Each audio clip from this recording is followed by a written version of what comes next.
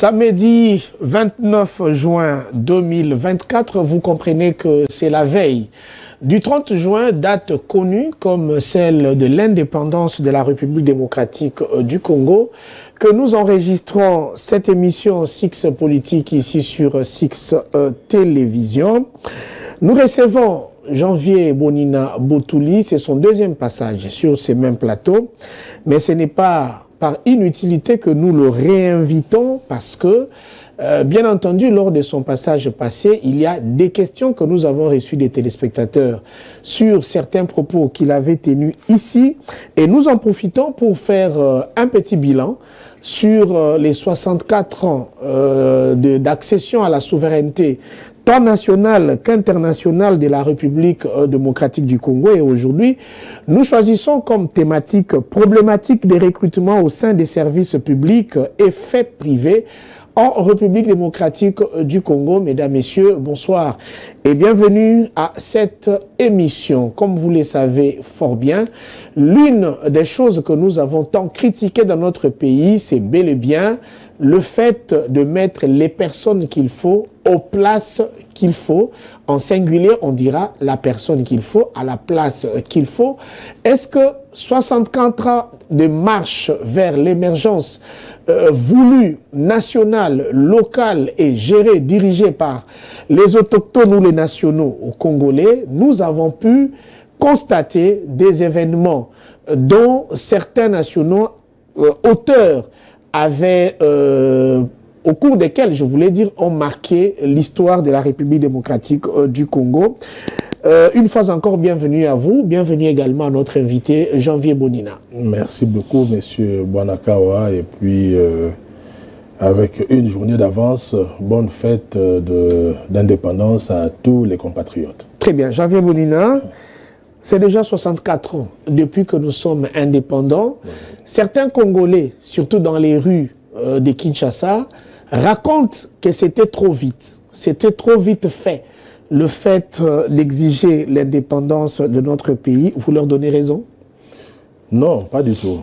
Je crois que ceux qui vont affirmer cela, c'est peut-être ceux qui n'ont pas vécu les côtés sinistres de la colonisation. Parce que je crois que ce qui tient à l'être humain, le plus important, c'est d'abord sa dignité. Et avec le passage des colonisateurs, un phénomène qui a succédé à l'esclavagisme, on ne peut pas dire que cette cohabitation a été très honorifique pour la population congolaise. Cela ne tienne, la période des indépendances a eu lieu. Est-ce que c'était le bon moment? On ne saura jamais. Mais toujours est-il que l'indépendance était là. Du moins l'indépendance entre guillemets politique. Parce que même cette indépendance politique, elle est discutable.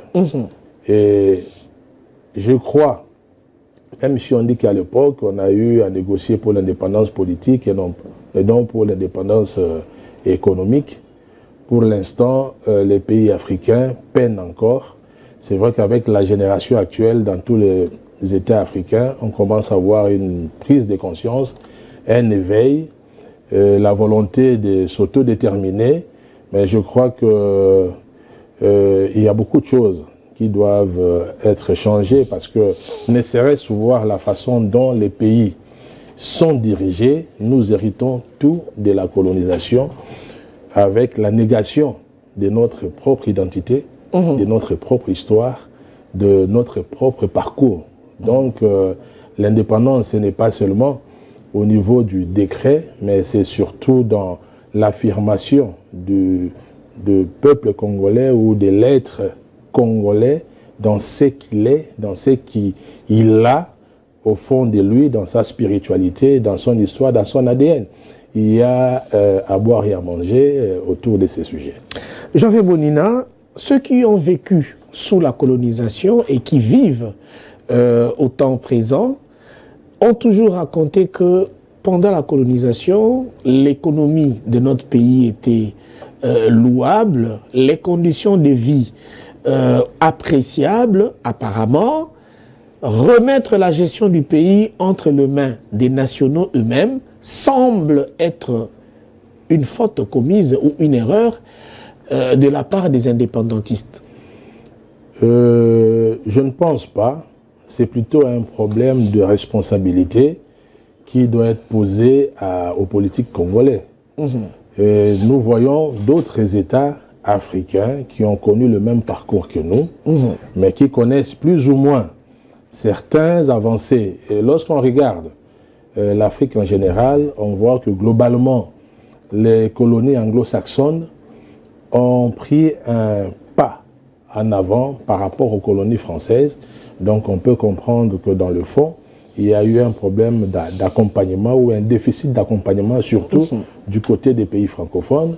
Mais c'est vrai, on ne va pas se leurrer parce que en 1960, lorsque nous accédons à l'indépendance, sur le plan économique, nous étions sur le même pied d'égalité qu'un pays comme le Canada. Mais aujourd'hui, lorsqu'on regarde comment les jeunes se précipitent à travers le dévéloterie pour aller rejoindre le nord du continent américain, on comprend qu'il y a un fossé, il y a un déficit, mais c'est dû à un problème de conscience étatique. Et les politiques congolais doivent faire un effort pour avoir une âme d'État.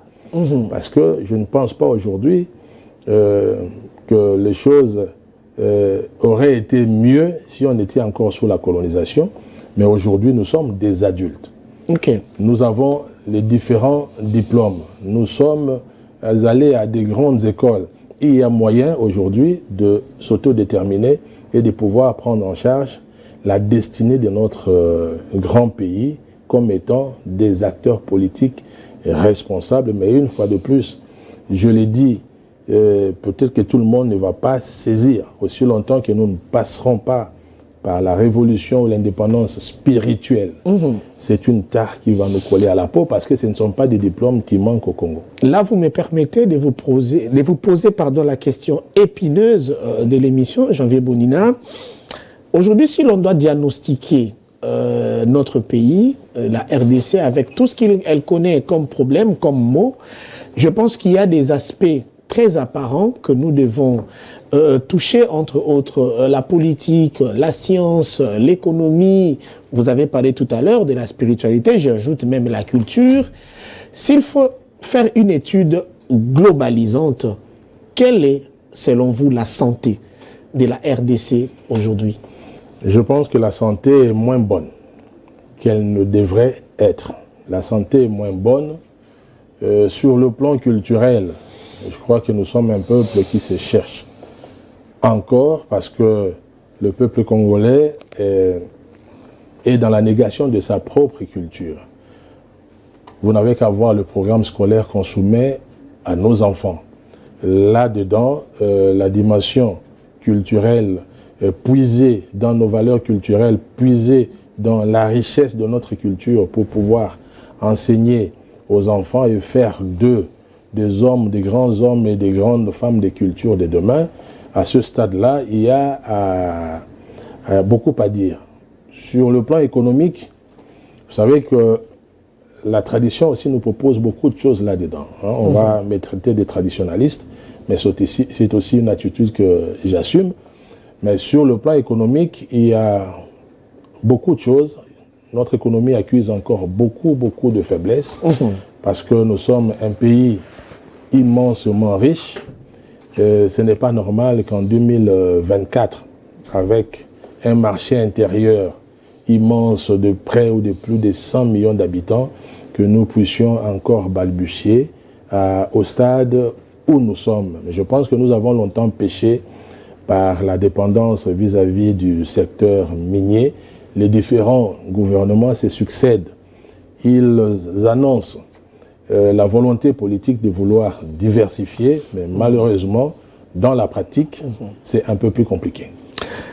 C'est un peu plus compliqué. Janvier Bonina, vous êtes économiste. Oui. On ne peut pas manquer 2-3 questions par rapport à ce que vous maîtrisez le plus. Je suis là. 64 ans après l'indépendance, la RDC n'a pas toujours trouvé satisfaction sur le plan économique, alors que il est bien connu que les États se développent aussi par rapport à leur modèle. Il y a une crise de modèle en RDC. Mais entre-temps, y a-t-il ces dirigeants ou ces dignitaires politico-économiques qui vous inspirent ou que le pays devrait plus écouter, mais qu'on n'a pas fait, mais qui, du reste, sont des modèles à suivre?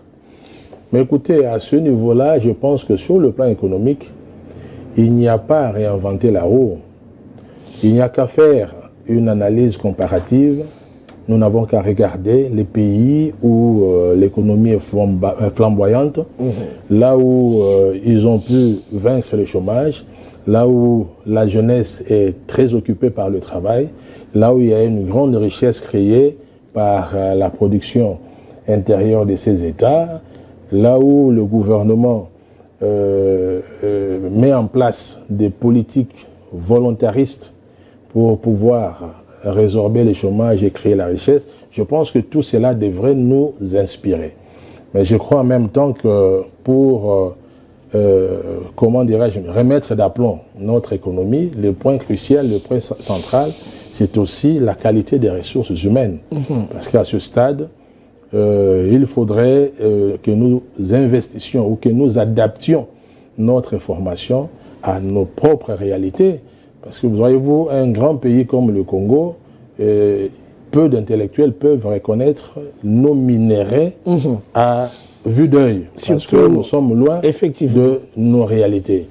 Et lorsqu'on regarde les potentialités qui regorgent notre pays, notamment, j'insiste toujours, dans les domaines agricoles, là aussi, peu de gens sont formés. Ceux qui sont dans l'agriculture aujourd'hui, ce sont ceux qui ont copié leurs aînés, mais qui aient une volonté d'accompagner dans les 26 provinces nos paysans, nos agriculteurs, dans une formation sur comment aborder l'agriculture, quelles semences par rapport au marché intérieur, par rapport aux opportunités d'affaires à l'international, comment ça se passe au niveau de les actuelles générations des semences qui améliorent la productivité agricole, comment organiser les coopératives, comment accompagner tous nos acteurs agricoles dans la compétitivité vis-à-vis des agriculteurs étrangers. Je crois qu'à ce niveau-là, il y a... Donc il n'existe pas aujourd'hui des thèses ou des personnages, des références sur le plan économique que le pays devrait consulter pour une réparation. À mon avis, nous n'avons pas innové. On peut consulter des personnes, non pas parce qu'ils ont un génie exceptionnel, mais on peut les consulter parce qu'ils savent déjà reproduire ce que les autres font ailleurs. C'est comme ça que je parle de la duplication. Je pense que sur le plan économique, il est question de regarder ailleurs ce qui se fait. Janvier Bonina, permettez-moi de vous couper ainsi parce qu'on doit gagner du temps. Vous êtes expert en économie, je le répète. Il y a deux concepts qui jusque-là compliquent même l'intellectuel congolais, même les économistes eux-mêmes, parce qu'ils ont toujours du mal à faire le parallélisme entre les deux. J'espère ici que vous allez nous aider à mieux les comprendre. Il s'agit du concept politique monétaire et le concept politique budgétaire. Qu'est-ce que vous voulez me dire là-dessus? Vous avez raison, très souvent. J'ai dit monétaire parce qu'aujourd'hui, dollar émati, inflation, etc., là on parle de la monnaie. Le budget parce que les politiques semblent nous leurrer à chaque fois qu'ils nous reviennent avec les discours tels qu'on avait un budget X, on a un budget Y, mais nous attendons toujours l'impact, entre autres sur le panier de la ménagère. Mais écoutez, vous avez raison de dire que ce sont des concepts peu ou mal assimilés par les citoyens, parce que vous parlé de la politique monétaire et de la politique budgétaire. D'abord, il faudrait que les gens comprennent c'est quoi la politique. Ici, lorsqu'on parle de la politique, c'est l'ensemble des mécanismes, des mesures et des instruments mis ensemble pour pouvoir atteindre un objectif. Et pour l'État, dans des États, la responsabilité, la politique d'une manière générale a pour objectif, la politique économique, c'est de pouvoir réguler les cadres macroéconomiques, chercher à rééquilibrer les choses, faire en sorte que ce qui est relance économique, qui est création d'emplois, qui est distribution des revenus, mais aussi maîtrise de l'inflation. Pour ça, les États disposent de mesures structurelles à moyen et long terme et de mesures à court terme. Et parmi ces mesures à court terme, c'est là qu'on parle de la politique budgétaire et de la politique monétaire. Alors, la politique monétaire, c'est quoi? C'est une politique menée par les banques centrales des États. Et dans cette politique, la Banque centrale, grâce à certains instruments, elle a le pouvoir d'agir sur la quantité de la monnaie en circulation à un moment donné, qu'on appelle en économie masse monétaire. Et en fonction de ce levier, la banque peut influer sur la relance économique, peut aussi agir sur la maîtrise de l'inflation. Là, je vais rapidement et simplement parce que ce n'est pas en 10 minutes qu'on peut expliquer cela. Effectivement. Il y a des outils dans le cadre de la politique monétaire. La banque peut disposer, les banques centrales disposent de ce qu'on appelle taux d'intérêt directeur ou taux directeur. C'est le taux directeur ou le taux de marché interbancaire dans un second degré. Il y a ce taux directeur, mais il y a aussi ce qu'on appelle la réserve obligatoire. Je mets 30 secondes là-dessus pour expliquer c'est quoi. Allez-y.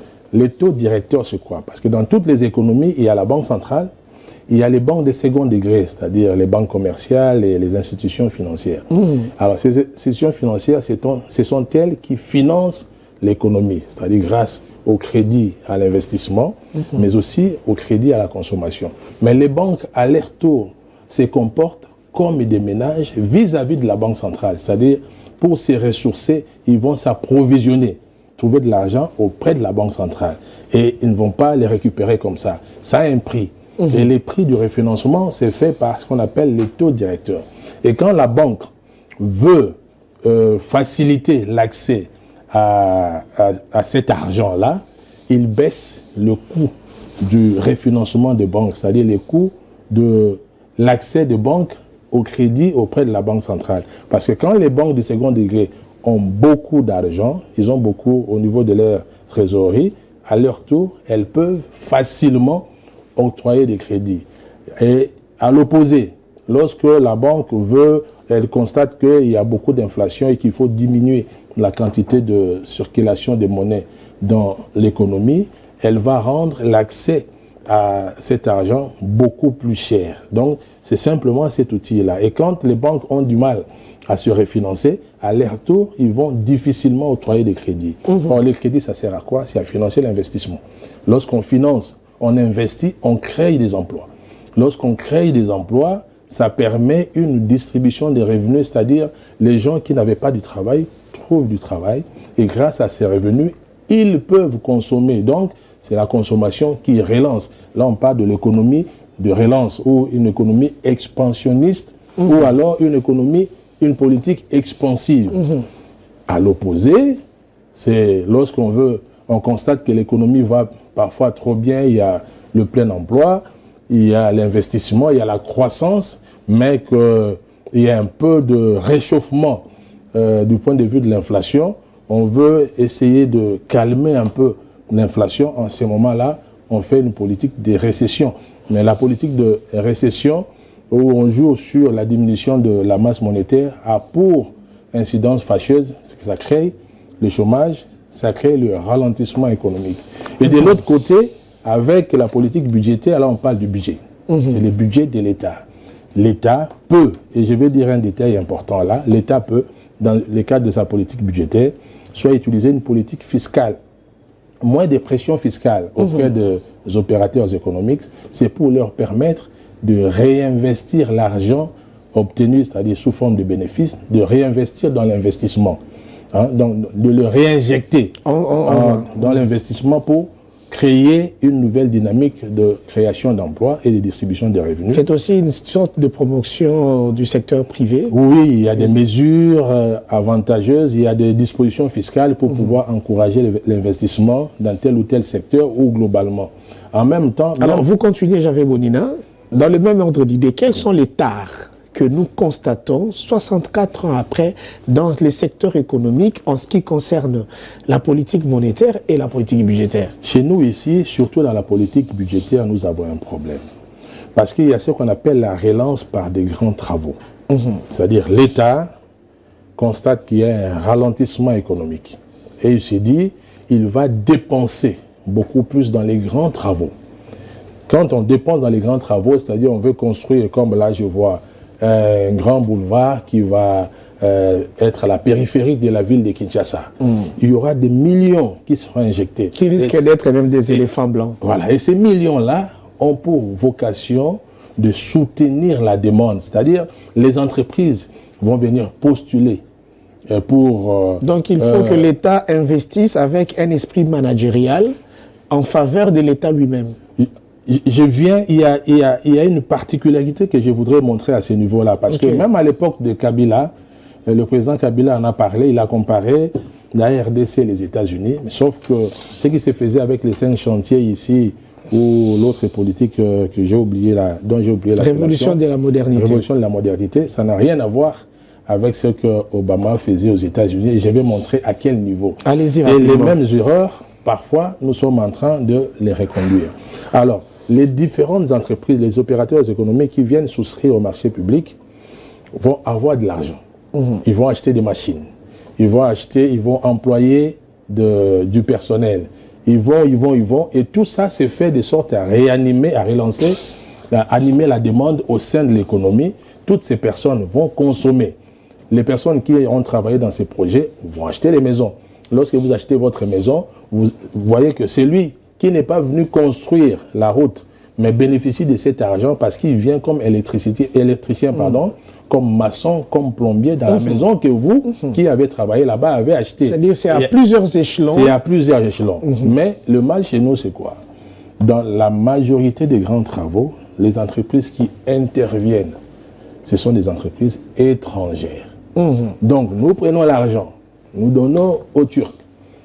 Nous prenons l'argent, nous donnons aux Chinois. Nous prenons l'argent, nous donnons peut-être aux Indiens. Et au-delà de cela, certains grands travaux ont des objectifs purement politiques, la démonstration, voilà, je vous aime, je vais vous aider, et non des objectifs cadrant avec l'émergence économique que recherche en réalité le pays. C'est à ce niveau-là que je me pose un peu de questions, parce que quand vous donnez 100 millions pour un marché à un Chinois, il va peut-être réinjecter 2 millions dans l'emploi de ouvriers qui sont d'ici, mais les restes... Lesquels sont d'ailleurs soit mal payés, soit sous-payés. Au lieu de redynamiser l'économie, au lieu de relancer l'économie, ça va aller dans son pays. Et c'est comme ça que vous voyez, malgré les grands travaux, nous avons du mal à décoller, nous peinons encore. Donc, l'importance de vraiment travailler... Et là, je m'adresse à la première ministre qui est là, l'importance de diversifier notre économie pour que l'argent qui va circuler serve à consommer localement. Sinon, les mêmes faits vont produire les mêmes effets et nous allons tourner en rond. Problématique des recrutements au sein des services étatiques et faits privés en République démocratique du Congo. On poursuit, seulement on va changer le chapitre. Nous allons maintenant critiquer les institutions du pays. On commence d'abord par le Sénat. Javier Bodina, vous avez fait l'Afrique, vous avez fait l'Europe. Que vaut un sénateur dans ces différents pays dits développés que vous avez fréquentés comparativement à ceux de chez nous? Ici, chez nous, ça pose problème. Ça pose problème parce qu'un sénateur, c'est quelqu'un qui est habité par une moralité élevée, une exemplarité, je dirais, sans faille, même si ce sont des humains. C'est quelqu'un qui a un degré de compréhension de la société très élevé, qui fait que, vraiment, lorsque ces gens-là réunis donnent leur point de vue par rapport à une matière, on sent qu'il y a du contenu. Mais chez nous, c'est compliqué parce qu'il n'y a qu'à voir comment les gens... la Chambre des sages. Chambre des sages. Mais ici, chez nous, comment les sages sont recrutés. J'ai choisi bien mon terme. Comment ils sont recrutés parce qu'ils ne sont pas élus.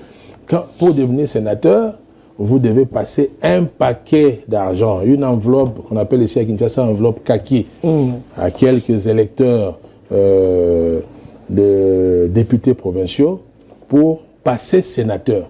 Déjà à la base, les rendez-vous est faussé, les rendez-vous est biaisé, les rendez-vous n'est plus noble. Ça ne permet pas aux sénateurs de jouer ce rôle-là qui est le sien, parce qu'il doit être la lumière de la société, il doit être la vitrine de toutes les bonnes consciences. Allez-y. Voilà, donc pour les sénateurs, c'est ça que je voulais dire. Donc le sénateur ici, chez nous, ça ne vaut pas grand-chose. Par contre, moi, j'étais en train de penser à une chose. Parce que je suis un fervent partisan de la tradition. Vous voyez, il y a des comportements ou des attitudes qui sont acceptés en Occident, mais que chez nous, par rapport à notre histoire, par rapport à ce que nous sommes, certaines choses ne peuvent pas passer. Moi, à la place du Sénat, je me disais il fallait un jour faire un état des lieux des chefs traditionnalistes, ceux qui sont dépositaires de notre histoire, de nos valeurs ancestrales. Mais il y a un nombre qui est autorisé d'être coopté au sein du Sénat. Je ne parle pas de cette cooptation-là. Et ceux-là sont cooptés, mais ils viennent pour accompagner ou parfois jouer un rôle passif au sein des institutions. Mais je voudrais parler d'un Sénat avec une mission essentielle. Très bien. C'est-à-dire que lorsqu'une loi est votée au niveau de l'Assemblée nationale, ça passe en deuxième lecture au niveau du Sénat, mais là, il s'agit de répondre à la question suivante. Est-ce que la loi que nous avons votée est conforme à notre tradition? Bien.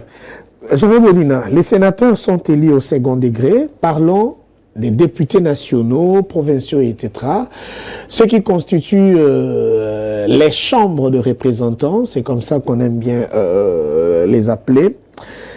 Est-ce qu'ils sont réellement l'émanation de la volonté, du choix du peuple, comparativement à ce que nous voyons ailleurs? Et question suivante, si ailleurs on réussit à offrir au peuple des assemblées qui constituent leur émanation, pourquoi en RDC ce pourrait ne pas être le cas?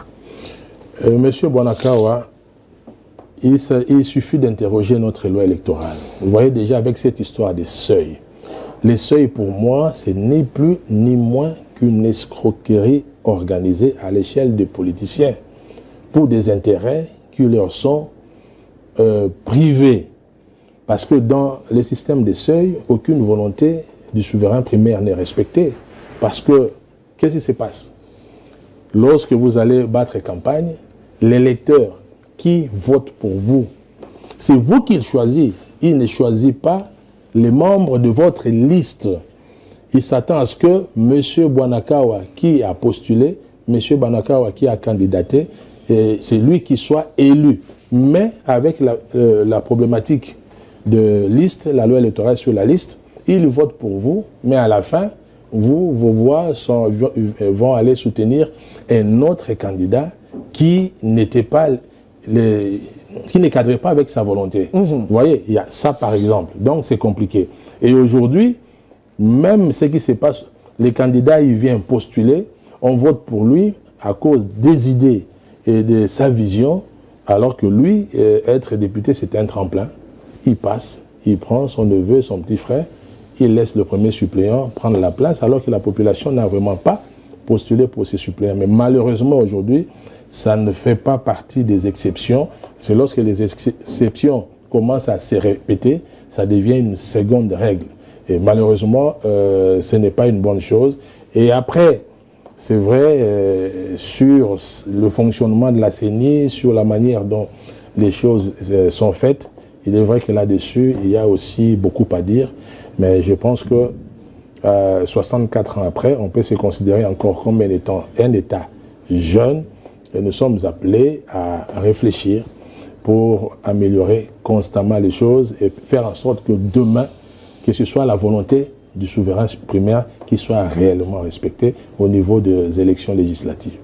Jean-Pierre Bolina, ce qui est dit de la chambre haute ou de la chambre basse du Parlement le vaut aussi pour les entreprises publiques ici chez nous, où l'on constate, c'est là une certaine opinion, que ceux qui sont nommés sont souvent des membres de partis politiques qui bénéficient de la confiance de leur chef, de leur leader, ou encore ceux avec lesquels ils ont des affinités. Vous avez toujours dit, vous surtout qui avez vécu ailleurs, que sous d'autres cieux, ça ne se passe pas de la sorte. Comment font-ils pour s'éviter ce vice qui s'impose ici en République démocratique du Congo? Non, monsieur Bonakawa, je pense que 64 ans plus tard, il est temps de faire évoluer les choses. Parce qu'une entreprise publique, ce n'est pas une entité anodine. On n'est pas là par hasard. Lorsqu'on nomme un DG, on nomme un DGA, on nomme les membres du conseil d'administration, on nomme un PCA, mais ça doit être des personnes qui maîtrisent le management. Parce que les entreprises ont besoin d'être performantes. Malheureusement, en ce qui concerne notre pays, et c'est un peu la coutume, très souvent, c'est un espace, une sphère de récompense du combat politique où on peut placer les gens qui ne maîtrisent pas vraiment la gestion, qui n'ont pas beaucoup de compétences dans ce secteur-là. Et c'est quelque chose que moi personnellement, j'ai décrit. C'est comme ça que j'ai dit lors de l'émission précédente que je m'insurge contre ce phénomène de partitocratie. Je voudrais, même si on va puiser quelqu'un dans un parti politique, que ce soit quelqu'un qui a des qualités intrinsèques qui vont lui permettre d'être un DG. Un DG, ce n'est pas n'importe qui. Vous recevez les rapports de votre directeur financier et vous devez pouvoir avoir un regard critique et lui demander peut-être d'améliorer des choses. Mais si vous ne savez pas lire les états financiers, comment vous faites? Vous comptez sur un assistant que vous avez pris, votre neveu qui vient de finir ses études à l'IEC, vous dites, soyez là, vous allez m'aider à jouer mon rôle de DG. Vous prenez de l'autre côté, on parle des ressources humaines. C'est une politique hautement stratégique, surtout lorsqu'il s'agit des entreprises d'une dimension éléphantesque. Il faut former des gens, il y a la gestion des carrières, il faut savoir recruter, il faut savoir fixer des objectifs, il faut savoir gérer au quotidien les mesures fixées au niveau du conseil d'administration. Mais j'essaie ici... Le recrutement en Europe, par exemple, il s'est fait comment pour que l'on ne tombe pas à ce que nous critiquons ici? Non, même en Europe, parce qu'il faut savoir déjà en Europe, beaucoup d'entreprises relèvent du secteur privé ou des entreprises mixtes, des entreprises para-étatiques. Mais pour ce qui est des entreprises étatiques, c'est vrai, on peut avoir recours aux membres de partis politiques, mais jamais un membre incompétent de parti politique. Parce que vous prenez quelqu'un qui n'a pas de compétences dans tel ou tel domaine, mais parce que c'est un bon combattant, c'est quelqu'un qui a fait beaucoup de bruit à la télévision, on dit, bon, pour vous récompenser... Un courageux. Voilà, un courageux. Non. Dans le domaine de l'entreprise, il n'y a pas d'éco-simba, il y a beaucoup, dans le tableau de bord directionnel d'une entreprise, il y a beaucoup de paramètres qu'il faut regarder. Et lorsqu'on est directeur général, on est là pour piloter une équipe de directeurs, chefs de département. Ce n'est pas une mince affaire. Ça demande d'être chevronné, d'avoir un savoir-faire avéré. Parce que comment voulez-vous diriger les gens qui maîtrisent mieux que vous? En ce moment-là, c'est vous qui les dirigez, ou bien ce sont eux qui vous dirigent, mais l'essentiel pour vous, d'avoir un V8 dans lequel vous circulez, et vous avez un bon salaire à la fin du mois, peu importe la performance de l'entreprise, vous avez quand même l'honneur de dire au quartier que vous êtes un DG. Jean-Pierre Bonina, ici au pays, sont souvent critiqués des dirigeants, des responsables d'entreprises publiques ou privées qui invitent ceux de leur famille à travailler à leur côté, leurs assistants, secrétaires, etc. Est-ce le cas aussi en Europe où vous avez souvent vécu? Ce qui prime, c'est le profil du collaborateur. Ce n'est pas le lien familial qui est mis en avant pour pouvoir recruter un collaborateur. Parce que vous savez, sous d'autres cieux, quand vous êtes dirigeant, c'est votre dignité qui est regardée. C'est votre une personnalité qui est jugée. Parce que ailleurs, c'est les résultats. On attend les résultats. Ici, nous n'avons pas la culture du résultat. Parce que, voyez-vous, si je veux revenir au gouvernement, nous avons changé de gouvernement.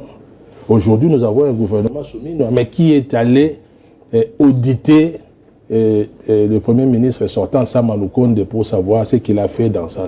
On n'a pas cette culture. Qui est allé auditer chaque ministre au niveau de son département pour savoir comment il a géré l'argent qui lui a été donné. Et ce qui est vrai au niveau des ministres, ça l'est aussi presque au niveau des entreprises. Donc, nous n'avons pas encore cette culture de performance.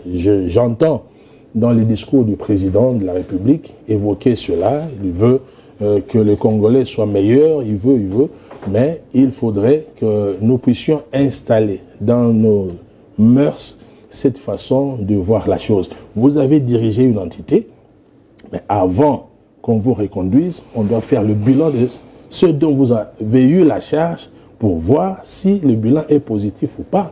Si le bilan n'est pas positif, il n'y a aucune raison que vous soyez reconduit. Bien. C'est ce qui s'est fait ailleurs. Janvier Bonina, merci. Nous allons vraiment vers la fin de notre émission. Nous avons évoqué plusieurs aspects, notamment les entreprises publiques, le Sénat, l'Assemblée nationale, parce que nous parlons des recrutements. Nous allons chuter en parlant des partis politiques. Ici, au pays, sont dirigeants, secrétaires généraux, présidents de partis, comme nous les disons, des pires petits, des pires vieux, des leaders ou des autorités morales de parti, alors que en Occident, en général, nous n'avons que deux tendances. Vous avez la gauche et la droite. Vous avez les démocrates, les républicains. Ici, on a tout le monde, les libéraux, les sociodémocrates, on a tout le monde, les écologistes, etc. On ne sait même pas bien comprendre les missions que ça signe chacune des formations politiques à la course. Vous qui avez vécu en Europe, à quoi ressemblent un peu les dirigeants des partis politiques? Non, mais comme vous avez dit, de l'autre côté, c'est l'idéologie qui prime. Il y a des partis de gauche et les partis de droite. Et ces positionnements gauche-droite est lié à leur histoire. Nous n'avons pas beaucoup de minutes pour pouvoir expliquer que signifient les partis de droite, communément appelés conservateurs, et les partis de gauche progressistes. C'est une affaire d'idéologie. Mais chez nous, même ceux qui se disent de droite ou de gauche, vous allez trouver que c'est pourquoi il y a facilement de transhumance. On peut trouver un ministre collaborer avec celui-ci. Les partis font des unions et des désunions n'importe comment parce que ce qui est inscrit dans leur charte, c'est de la théorie. Dans leur esprit, ils ne savent pas s'ils sont de gauche ou de droite. L'essentiel, c'est de se positionner, voir là où on peut attraper un bout de gâteau pour pouvoir fonctionner. Donc ici, on peut trouver un libéral avec un parti d'extrême gauche fusionné parce qu'il faut accéder à un quota. Donc c'est carrément totalement différent de ce qui s'est passé ailleurs. Faute de contenu, parce qu'il n'y a pas d'idéologie. Depuis l'indépendance jusqu'au temps présent, est-ce qu'il y a des leaders des partis politiques qui vous inspirent? Ah oui, moi personnellement, Mobutu m'a inspiré. Le leader du MPR. Ah oui, Mobutu m'a inspiré. C'est le plus critiqué de toute l'histoire politique du pays. Dans tout ce que nous faisons, moi je suis quelqu'un de mesuré. Et il y a une qualité chez Mobutu, c'est le nationalisme. C'est quelqu'un qui a beaucoup lutté pour l'intangibilité du territoire congolais aux Zaïrois de l'époque. Je pense que ça, c'est une qualité. À son époque, nous avons eu un système où le gouverneur Moyombe pouvait aller diriger au Nord Kivu, un Mongala pouvait aller au Katanga, et ainsi de suite. Moi, je suis resté nostalgique de cela.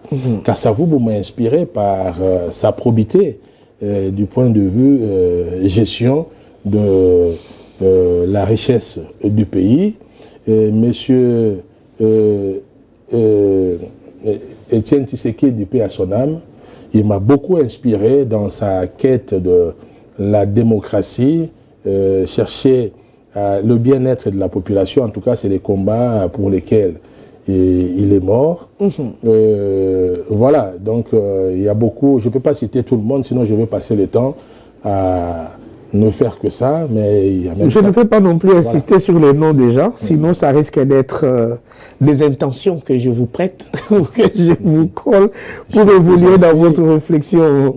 J'avais Bodine, à la fois dernière, quand vous étiez sur notre plateau, vous aviez critiqué la dernière sortie médiatique du président, disons du secrétaire général de l'UDPS, Augustin Kabouya. Je vous rappelle que juste après ça, nous avons reçu des messages et nous allons vérifier avec vous certaines thèses soulevées par vous, contredites par ceux qui ont suivi, et c'est par là que nous allons chuter.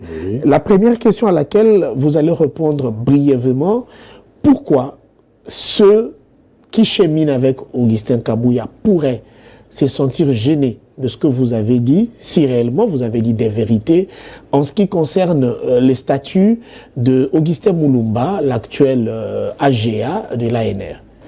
Alors, je ne sais pas si ils sont gênés, mais qu'est-ce qui le gênerait? C'est le fait que M. Mulumba, AGA, soit un monsieur éminemment compétent, un licencié en droit pénal et criminologie, quelqu'un qui a fait les études des sciences de renseignement. C'est un monsieur qui a fait les études de comptabilité et de fraude. C'est quelqu'un qui a beaucoup milité au sein de l'UDPS. Aux États-Unis, ce qu'il a fait, comme peuvent l'illustrer. Il a milité au sein de l'UDPS, mais d'aucuns le fait passer pour un intrus. Mais c'est faux, c'est pourquoi, laissez-moi ici replacer certaines vérités. Pour ceux qui ne savent pas, en 2011, M. Mulumba aux États-Unis, il dirige un mouvement des Congolais des États-Unis qui ont réclamé la vérité des urnes au profit du président Étienne Tshisekedi. On était en 2011. M. Mulumba aux États-Unis, il a fait partie de ces Congolais qui ont décrié qui avait des prédispositions de la part du régime précédent à vouloir planifier une fraude électorale. C'était avec M. Mulumba. En 2016 et 2017, M. Mulumba fait partie d'une équipe de réflexion qui a soutenu l'équipe du rassemblement qui devait aller à la Cinco. M. Mulumba était là. Et récemment, en 2020-21, lorsque les Congolais sont descendus dans la rue en contestation du bureau de Mabunda pour lui réclamer la chute du dit bureau, M. Mulumba était dans la rue. Donc dire que M. Mulumba est un arriviste, c'est méconnaître l'histoire ou vouloir sciemment être dans la négation d'une vérité qui est avérée et surtout s'inscrire dans une volonté de priver le président de la République d'un collaborateur précieux, un fils maison dans les services d'intelligence. M. Mulumba est... Et laissez-moi vous dire que... cité comme étant l'un des anciens collaborateurs d'Alexis Thambwe Mwamba, qui serait d'ailleurs, je pense bien, le mari de sa tante, quelque chose comme ça. Encore une allégation. Ce n'est pas une des raisons pour lesquelles il devait constituer un danger pour le parti présidentiel. J'ai beaucoup de respect pour M. Alexis Thambwe Mwamba, qui est mêlé dans une histoire sans tête ni queue. En tout cas, M. Mulumba, aucune tante de M. Mulumba n'a été ni épouse, ni maîtresse de M. Alexis Thambwe Mwamba. Et lorsqu'il y a des vérités qui circulent dans les réseaux sociaux, disons que M. Thambwe Mwamba a payé les études pour Maître Mulumba, c'est faux et archi faux, parce que Maître Mulumba a fait ses études à crédit et jusqu'à aujourd'hui, il continue de payer ses études. Et d'ailleurs, au passage, c'est quelqu'un qui est en train de préparer sa thèse en droit pénal international. Donc, il continue à faire ses études. Et comment est-ce que M. Mulumba et M. Augustin Kabouya se sont connus, les deux Augustins, et qu'est-ce qui est la raison du désamour que l'on constate aujourd'hui? D'abord, il faut placer une vérité avant d'arriver à ça, parce qu'on accuse M. Mulumba d'être un avocat ayant travaillé dans le cabinet d'Alexis Thambwe Mwamba, ce qui est faux. Parce qu'à l'époque, Alexis Thambwe Mwamba, ministre garde des Sceaux, M. Mulumba, avocat, je crois que M. Alexis Thambwe Mwamba, pour le compte de la République démocratique du Congo, a sollicité les services de M. Mulumba comme avocat conseil. Donc, ils apposent leur signature sur un document, sur un contrat. C'est un contrat de collaboration et cela ne fait pas de M. Mulumba un Thambwe Mwambiste, ce qui est vraiment faux. Et Maître Mulumba et Augustin Kabouya, ils font leur connaissance en 2020, je crois, grâce à un journaliste, Joël Cadet, qui les a rapprochés. Et ça tombait au moment où le secrétaire général Kabouya devait aller ce que j'appelle le pèlerinage de redynamisation du parti politique à l'intérieur du pays, précisément dans le Grand Bandundu et le Congo central. Monsieur Mulumba était de la partie, parce que c'est monsieur Kabouya qui dispatchait, qui gérait les équipes, et il avait souhaité que lors de certaines expéditions, et à juste titre... C'est alors qu'il a fait des cadeaux, des jeeps, des parcelles aux collaborateurs de Kabouya, Monsieur Mulumba n'a jamais son acheté un véhicule à qui que ce soit. Je reconnais que c'était un homme généreux, et dans ce périple-là, où ils sont allés à Kisantu, à Mbanzangungu, Matadi, Boma, Mwanda, Tchela, Ntsingini, Idiofa, Bandunduville, Massimanimba, ils ont beaucoup circulé. Monsieur Mulumba le fait à ses propres frais. Il met son véhicule à contribution. Et chaque fois qu'il y avait une sollicitation de la part des combattants, il n'hésitait pas à répondre promptement parce que c'était sa façon de soutenir l'équipe. Parce qu'à la fin, le bénéficiaire, c'était le président de la République actuelle, parce qu'ils étaient en pré-campagne. Donc c'est dans cet état d'esprit et sans aucune arrière-pensée. Janvier Bonina, nous parlons de la problématique de recrutement au sein des services étatiques et des faits privés. Comment voulez-vous que le chef de l'État soit en sécurité lorsque il nomme quelqu'un pour diriger ou co-diriger les services de sécurité qui ne serait pas un homme franc? Je vous révèle une vérité. M. Mulumba est cité comme étant un fin collaborateur de Jean-Marc Kabunda Kabound qui est en situation de désamour avec l'UDPS. Là encore, c'est une histoire à dormir debout. Et puisque moi, tout ce que je vous dis est vérifiable. Lorsqu'on dit que M. Mulumba a été l'avocat de Jean-Marc Kabound, M. Mulumba veille aux intérêts miniers des Kabound. Il a même insulté le chef de l'État, il a même déchiré les effigies du président de la République. C'est faux et archi faux. Et en 30 secondes, je vous dis qu'est-ce qui s'est passé et c'est vérifiable. Très bien, allez-y, on va chuter. C'est lui qui défend les intérêts miniers des Kabound. C'est faux. Il n'y a qu'à consulter les archives au niveau du ministère national des Mines ou du ministère provincial, voir si les noms de Maître Mulumba figurent parmi les avocats de Kabound. C'est faux.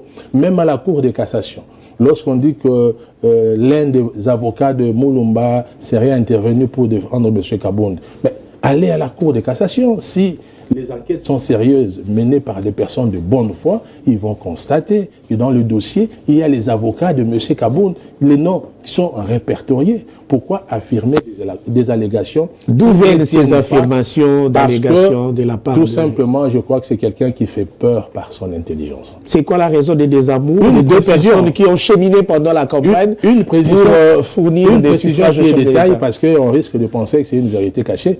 Monsieur Maître Mulumba était plutôt l'avocat de Madame Kabound. Mais quant à déchirer la photo du président de la République, mais ça, ce n'est pas connaître M. Mulumba, qui est un séquédiste loyal et loyaliste. Je pèse mes mots, mais qu'est-ce qui est arrivé le jour où la garde républicaine rentre dans la maison de M. Kabound pour faire ce qui s'est passé? M. Kabound, pardon, M. Mulumba est pris par l'émotion de cet agissement à l'égard du président de l'UDPS de l'époque. Lui, en tant que combattant, les réflexes normaux, c'était de dire à ces militaires que ce que vous faites est illégal et vous méritez d'être traduit en justice. Mais lorsqu'il s'est rendu compte que ce n'était pas une attaque, mais c'était plutôt une réaction au comportement des policiers. Il s'est ressaisi. Et il s'est ressaisi et depuis, M. Mulumba n'a jamais prononcé un mot. Mais ceux qui les fustigent, ceux qui veulent voir sa mort politique, au-delà de cette bande sonore, ils vont inventer cette histoire de la déchirure du portrait du chef de l'État. Mais ça, j'ai envie de dire que c'est tout simplement outrageusement gravissime. Janvier Bonina, si les Congolais ont peur, c'est parce que Augustin Mulumba vient d'être nommé AGA, alors qu'il y a peu, je pense que le 19 du mois passé, il y a des intrus qui ont percé le système sécuritaire congolais jusqu'à arriver au bureau de travail officiel du chef de l'État, qui est le parler de la nation, alors on n'aimerait pas que Félix Tshisekedi se trompe une fois encore dans les recrutements, surtout à des services sensibles comme celui-là, car cette petite erreur de perception peut endeuiller la République. Je vous cite un fait, monsieur le journaliste, qui fait de monsieur Mulumba un collaborateur très précieux du chef de l'État, toujours au sein de l'ANR. Il y a tout récemment, parce qu'il était encore, il a connu les services de l'ANR en 2016, et dans sa collaboration avec l'AG de l'époque, Mulumba est nommé assistant juridique à l'ANR. Qu'est-ce qui s'est passé? Je prends un exemple et vous allez comprendre la moralité et les niveaux de probité morale de la personne de Maître Mulumba. Et ça, c'est un fait aussi vérifiable. Parce que quand quelque chose ne peut pas être vérifié, moi, je ne viens pas l'affirmer sur votre plateau. Au sein de l'OGFREM, il y avait un ancien DG, Saïba, un certain Saïba, patient, qui a laissé un contrat léonien au profit d'un autre monsieur au bâti. Et dans ce contrat, j'ai dit léonien parce que c'était sans commune mesure au désavantage de l'OGFREM, parce que monsieur Obati devait récupérer chaque mois, chaque fin de mois, 5% des recettes de l'OGFREM. L'argent qui se partageait avec monsieur Saïba, qui est aujourd'hui en Tanzanie et qui ne cesse d'insulter et d'avancer des propos outrageants nuit et jour vis-à-vis du président de la République. Mais à l'époque, monsieur Maître Mulumba étant tombé sur cette malversation, qu'est-ce qui s'est passé? Il a mis la main dessus et après enquête, il arrête la personne. 2 semaines après l'arrestation, l'OGFREM retourne dans un mode de fonctionnement normal. Pourquoi il est arrêté? Parce qu'il avait considéré que la sécurité nationale de la nation du pays était engagée. Et après, il se rend compte qu'il avait mis sa main dans la gueule du loup. Parce qu'après, il se rend compte que derrière cette malversation, cette mafia, il y avait un conglomérat de certains politiciens, des autorités politico-sécuritaires, de mèche avec certains membres du conseil d'administration.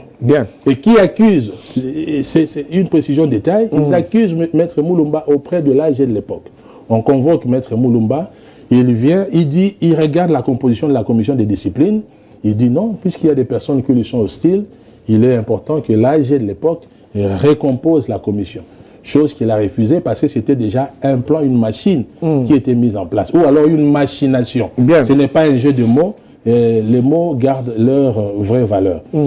Monsieur Mulumba a refusé de comparaître devant cette commission d'enquête taillée sur mesure, c'est comme ça qu'il sera révoqué. Donc ça, c'est un geste héroïque. Très bien. Donc c'est un monsieur qui mérite la confiance du chef de l'État en ces nets moments où le président de la République en a besoin pour soutenir l'action politique du gouvernement. La République tout entière aussi en a besoin parce que le chef de l'État, c'est notre premier bien commun. Tout à fait. Nous lui devons tous protection et accompagnement. Absolument. Le 30 juin 1960, 30 juin 2024, et c'est 64 ans. Je vous donne droit à un mot de la fin, en moins d'1 minute, Janvier Bonina. Quel est le message que vous passez au chef de l'État, au gouvernement, à tous les Congolais, pourquoi pas, à mes collègues de Six Télévision et moi-même? Oui, d'abord, félicitations à vous tous ici. Félicitations à votre patron. Je ne sais pas si j'ai le droit de citer. Non, pas du tout. OK. À tous les collègues, parce que j'ai trouvé un accueil chaleureux. C'est ma 2e fois de passer ici. J'ai trouvé un professionnalisme avéré et je vois un personnel technique féminin, ce qui est vraiment louable. Chapeau, continuez comme ça dans cette direction. Ça fera plaisir à Madame Souminois pour voir qu'au Congo, les fibres féminines est en train de se développer. Et un message à tous les Congolais pour le 30 juin. Je vous souhaite de passer une bonne fête de 30 juin, mais je vais surtout m'adresser particulièrement à nos compatriotes de l'Est pour qu'ils comprennent que même si, pendant que nous sommes en train de fêter, nous avons une pensée pieuse et profonde vis-à-vis d'eux, et nous stimulons, nous sommes derrière le chef de l'État pour pouvoir davantage amener la paix à l'est du pays, car j'ai dit et j'affirme, c'est là que j'ai dit Mobutu a été un modèle pour moi, les frontières de la RDC sont et resteront intangibles. Très bien. Problématique de recrutement au sein de services étatiques et faits privés en République démocratique du Congo était le sujet développé au cours de cette émission qui a reçu pour vous un acteur politique, analyste ou expert en économie et incubateur. Il s'appelle Janvier Bonina, à qui j'ai dit un grand merci. Merci beaucoup. Ça reste votre espace. Revenez lorsqu'il le faut. J'ai dit merci à tout le personnel de Six Télévision, surtout à l'équipe technique Six Politique. C'est prochainement avec la même attitude. Bonne fête de 30 juin à vous tous. Bye bye.